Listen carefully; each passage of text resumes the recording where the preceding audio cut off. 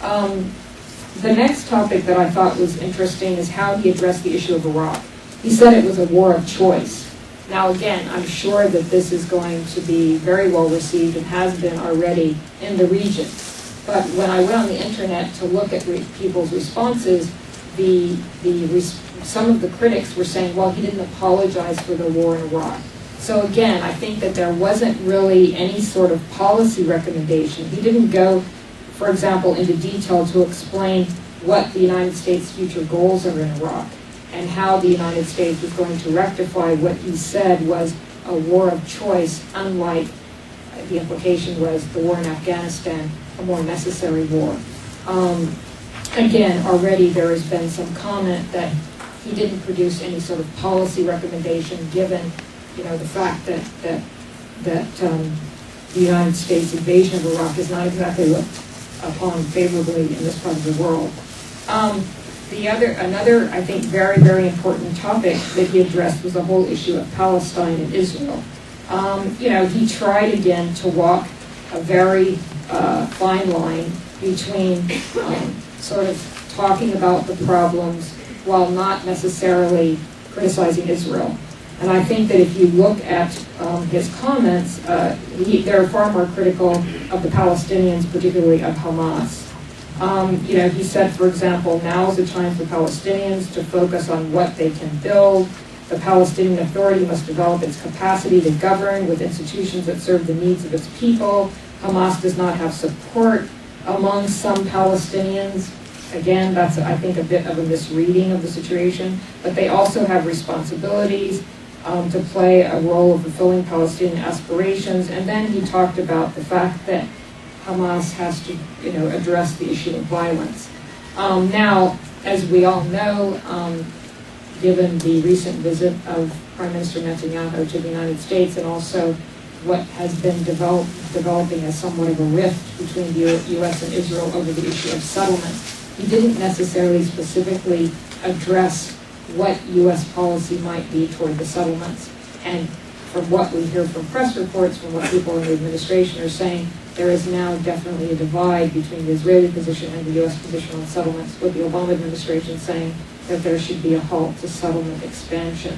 And again, I think that perhaps people in this part of the world were looking for some real definitive statement about the issue of settlements. That was also absent in his address.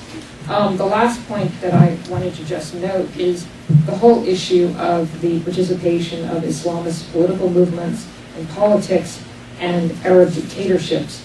And he doesn't, again, really address this, but he alludes to it. He says in the closing part of his speech that he said the Arab-Israeli conflict should no longer be used to distract the people of Arab nations.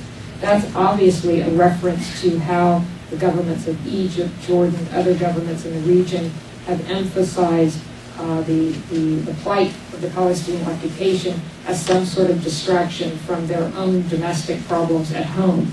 Yet again, he didn't go far enough to address even the human rights violations, the lack of democracy, the lack of a multi-party system in Egypt, the place where he was giving his address.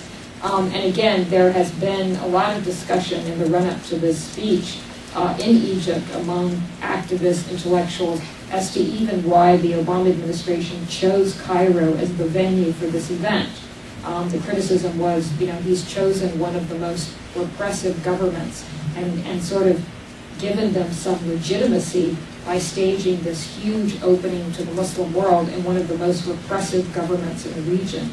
So again, I think that the speech didn't go far enough in addressing the repression that we see in the Arab world. On the issue of Islamist movements, he talked about the fact that there needs to be democracy, but then he said that he sort of reminded people of a cliche that is often sort of circulated in Washington that raises the question, if Islamist political movements, if these parties gain power, does that necessarily mean that they will become democratic? So he raised this issue as well, that we can talk about democracy, we need to be more inclusive in this part of the world, but will that necessarily produce a democratic system once Islamists are elected to power? So these are just some of the examples that I think are where he falls short in both addressing the real substance of the problems as well as proposing any sort of policy recommendations that would be advanced by his administration. And I'll just leave you with the observation of one Middle East analyst who was responding to the speech. His name is Nurin Rabbani, and he's actually based in Jordan. And he says that he applauded the speech. He says that, of course, that Obama is very articulate. He also made the point that he didn't really appreciate the way the president seemed to make a division between the Islamic world and the West. He made that point, and then he says, in his closing remarks on the internet, he says, in some great presentation, mediocre substance, and a seeming failure to recognize it's all about policy, not respect. And when it comes to the United States, policy is about much more than an initiative to promote female literacy.